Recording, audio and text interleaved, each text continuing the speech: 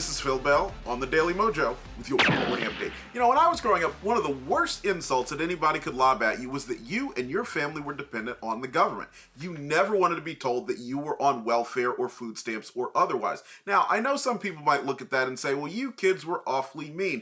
But let's think about something. While we were mean as kids, there was also something to what we were saying. Dependency is a bad thing. But unfortunately, over the past 40 years, dependency has become something that is more and more common no matter where it is you're living and who you are. Nowadays, we depend on the government to send us to school. That's what's caused the student loan crisis. We also depend on the government for our housing. That's what's caused a variety of housing bubbles. We're even depending on the government in some cases for home insurance or otherwise. Next, while we laughed at the Obama phone years ago, how much longer is it going to be before we're dependent upon the government for our phones, our computers, and you name it? And what does this dependency do? Well, it makes us powerless. Now, going back to that housing example, think about something for a minute.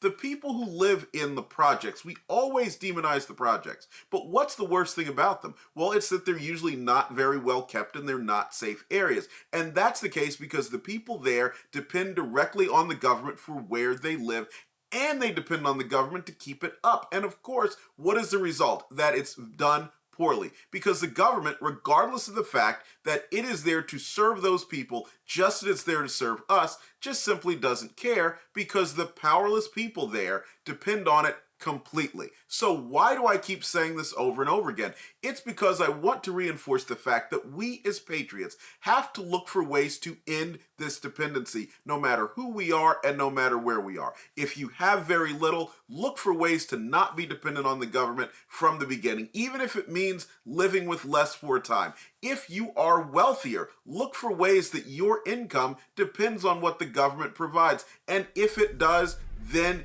get away from that. The net result is that we as Americans will be a freer people, and the government will have to do its job, which is to serve us rather than us to serve it. Now, every day I want you to start your day at thedailymojo.com and join the revolution. We will see you tomorrow, dependency free, and I hope you have a great day.